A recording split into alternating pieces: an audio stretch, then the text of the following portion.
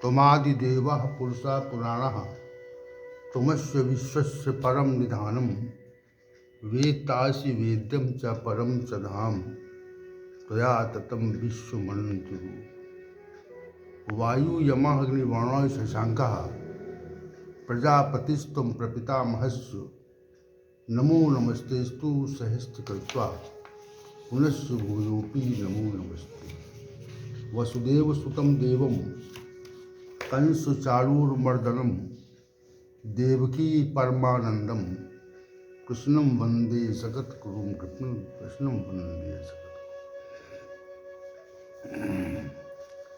हम आज पुनः भगवद गीता के दूसरे अध्याय के श्लोक संख्या 41 से 44 तक विचार कर रहे हैं और विगत 2 सत्र इन्हीं श्लोकों की व्याख्या में समाप्त हुए। आज ये तीसरा सत्र है जो आरंभ हो रहा है। श्री भगवान ने कहा, व्यवसायत्मिका बुद्धि रोके है कुंडनंदन बहुशाखा हेमंताश बुद्धियों आवेशाई नाम। श्लोक संख्या 41 पर चर्चा समाप्त हुई थी। अब आज याइमाम पुष्पिताम वाचम प्रबंधुपस्थिता वेदवादता पार्थ ना अन्यत स्थितिवाद न, इस श्लोक पर हम विचार करेंगे। इसमें जो अविपश्चिता पद है उसको हम पहले लेंगे क्योंकि ये महत्वपूर्ण है। अविपश्चिता पद जो है वह अव्यवसायी नाम शब्द के समान अर्थ वाला है, अर्थात जो अर्थ अव्यवसायी नाम से प्रकट होता है वही अविपश्चिता से प्रकट होता है। जिन लोगों की बुद्धि अनेक प्रकार के मतों वाली होती है, अर्थात उनके सिद्धांत एक प्रकार के नहीं होते, ऐसे मनुष्यों के लिए श्री भगवान ने अविपश्चिता पद प्रयोग किया है। उन मनुष्यों को श्री भगवान ने मूढ़ कहा है।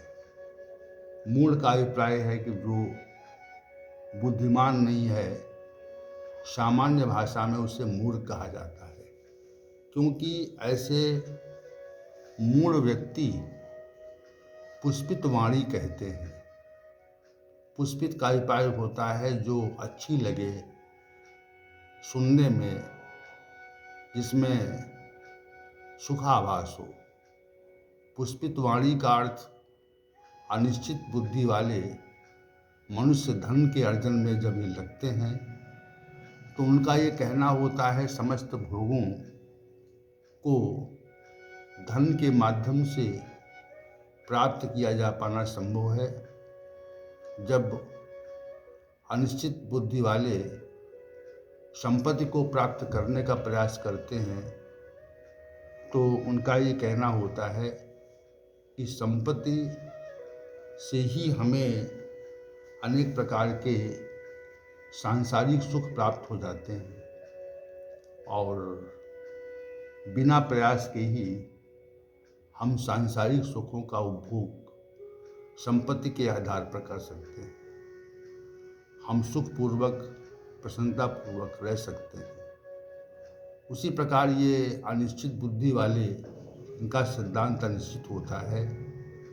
जब ऐश्वर्य की प्राप्ति का प्रयास करते हैं तो ये कहते हैं कि यदि ऐश्वर्य होगा तो हम सभी लोग हमें सम्मान करेंगे, हम जहाँ जाएंगे वहाँ सम्मानित होंगे, हमें सम्मान प्राप्त होगा।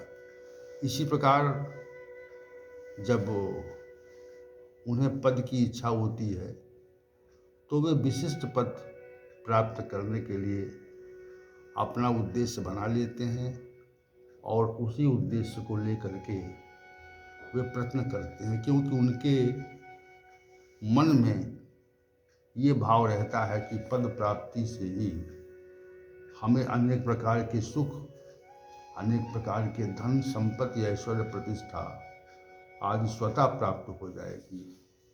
इसी प्रकार अनिश्चित बुद्धि वाले भिन्न भिन्न प्रकार की पुष्पित वाणी को प्रकट करते हैं। पुष्पित का अभिप्राय ये है कि जो अच्छी प्रतीत हो। यदि किसी व्यक्ति को धन की लालसा है, किसी को संपत्ति की लालसा है, किसी को पद की लालसा है, किसी को ऐश्वर्य की लालसा है, तो इन वस्तुओं और पदों की प्राप्ति के लिए लोग जो तथ्य प्रकट करते हैं वो इतना मनमोहक होता है कि उससे हम बहुत आकर्षित हो जाते हैं और हम भी उसी मार्ग पर चलना चाहते हैं जहाँ पर ये लोग हमें लेना चाहते हैं। इस प्रकार श्री भगवान ने इसके लिए पुष्पिताम पद प्रयोग किया है। पुष्पित वाणी, अच्छी लगने वाली वाणी।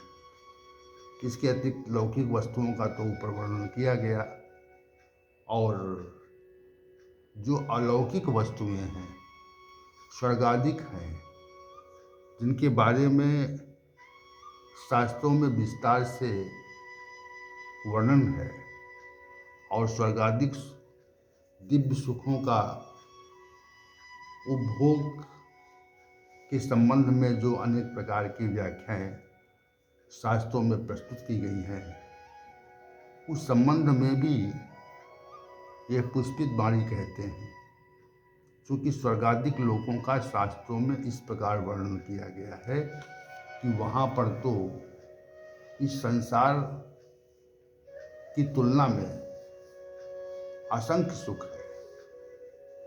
उस सुख का तो हम सभी आभास ही नहीं कर सकते। उसकी तुलना अन्य सुखों से नहीं हो सकती। वहाँ के सुख दिव्य हैं। दिव्य का अभिप्राय होता है अलौकिक है, वे लौकिक नहीं है। और लौकिक नहीं है, पारलौकिक है, तो वे सब शास्त्रों में वर्णित किए जाते हैं। तो उनकी प्राप्ति के लिए हमें पूजा उपासना करनी पड़ेगी, हमें पूजन करना पड़ेगा। स्वर्गाधिक लोगों की प्राप्ति के लिए विशेष प्रकार की व्यवस्था शास्त्रों में उल्लिखित है, और उस संबंध में भी ये लोग कथन करते हैं कि इस प्रकार के सुखों को यदि प्राप्त करना है तो आपको ऐसा ऐसा करना पड़ेगा, ये कर्मकांड करने पड़ेंगे, यज्ञादि करने पड़ेंगे, व्रत इत्यादि करने पड़ेंगे। तो इसके संबंध में श्री भगवान ने भी पुष्पित वाणी का कथन किया है। इस प्रकार से भगवान ने इस तत्व को प्रकट करने के लिए यामी माम पुष्पिताम वाचम प्रवदंत विपश्चिता, ये शब्द प्रयोग, अर्थात जो अनिश्चित बुद्धि वाले हैं वो लोग इस प्रकार की पुष्पित वाणी का, यानी सुख प्रदान करने की संभावना वाली वाणी का प्रयोग करते हैं। क्योंकि संसार में भी हमको सुख प्रतीत होता है, और जो लोग संसार में धनी हैं, संपत्ति वाले हैं, संपदा वाले हैं, तो वे सभी लोग सुखी हैं,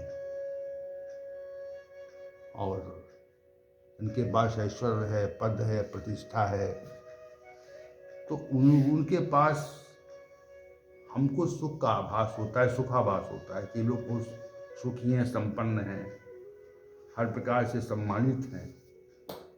तो सम्मानित लोगों को देख करके मनुष्य अपने सिद्धांत का विनिश्चय करता है, और वो अनेक प्रकार से प्रभावित होकर के ऐसी वाणी कहता है कि जैसे यदि हमको भी सुख मिलेगा,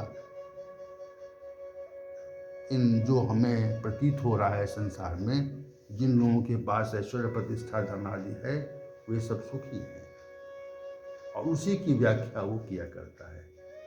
इसी तथ्य को श्री भगवान ने प्रकट करने के लिए ये कहा है, या इमाम पुष्पिताम वाचम प्रबंध विपश्चिता। तो इस श्लोक संख्या 42 के पूर्वार्ध भाग पर कुछ चर्चा हुई है और इसी चर्चा को कल भी हम आरंभ रखेंगे। ओम सहनावतु सहनौ भुनक्तु सह वीर्यं करवावहै तेजस्विनावधीतमस्तु मा विद्विषावहै। ओम शांति शांति शांति।